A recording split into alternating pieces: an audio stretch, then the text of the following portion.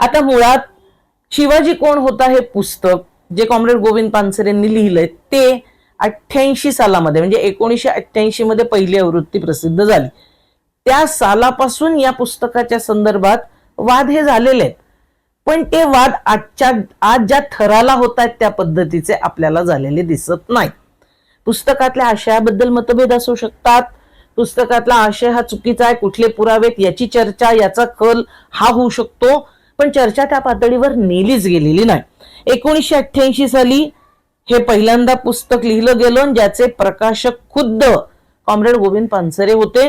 कोल्हापूरमधनं हे पुस्तक प्रसिद्ध झालेलं होतं आणि या पुस्तकाच्या 3000 प्रती 1988 साली प्रसिद्ध झालेल्या आहेत. 1988 मध्येच लगेच परत 3000 प्रती काढावी लागली, म्हणजे 1988 मध्ये 6000 पुस्तकं छापली गेली, वितरित झाली, लोकांनी ती वाचली, ती त्यांना आवडली, म्हणून मागणी वाढत गेलेली आहे.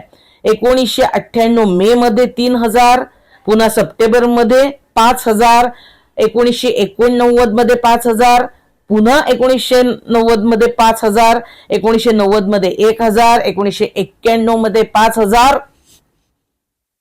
या आवृत्त्या निघालेल्या आहेत एकट्या कोल्हापूरवरनं. या आवृत्त्या प्रसिद्ध होत राहिल्या.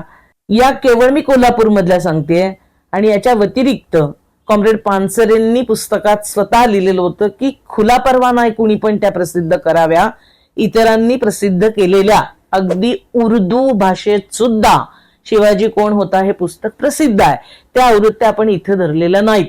38 वर्षापूर्वी हे पुस्तक प्रसिद्ध झालं पहिल्यांदा, आणि 38 वर्षामध्ये याच्या लक्षावधी प्रती या छापल्या गेल्या, वेगवेगळ्या लोकांनी छापल्या, वितरित केल्या, विकल्या गेल्या, वाचल्या गेल्या, आणि 2000च्या दशकामध्ये आता हे पुस्तक लग्नांमध्ये, वाढदिवसाला, इतर कुठल्याही चांगल्या प्रसंगाला भेट देण्याची पद्धत ही मोठ्या प्रमाणात वाढत चाललेली आहे.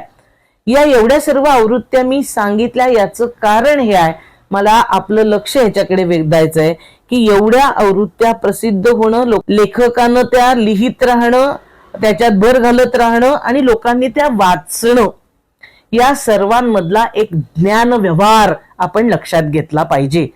आता कुठे लोक वाचतात, आता मोबाईल पाहतात, आता नुसते स्क्रीन सरकवतात, किंवा फक्त वाचन प्रेरणा दिवसापुरतं काहीतरी वाचनाबद्दल बोलायचं किंवा पुस्तक दिनाबद्दल स्वतःचे फोटो डकवायचे, एवढ्या पुरता हा सगळा व्यवहार केवळ नाहीये. एक मोठं चांगलं आशादायी चित्र आहे जे या पुस्तकाच्या निमित्तानं आपल्याला दिसतंय की महाराष्ट्रामध्ये ही ज्ञानाची संस्कृती आहे, ज्याच्यातून इतक्या आवृत्त्या एका या पुस्तकाच्या प्रसिद्ध होत राहिलेल्या आहेत. ही अत्यंत आशादायक आणि चांगली गोष्ट आहे.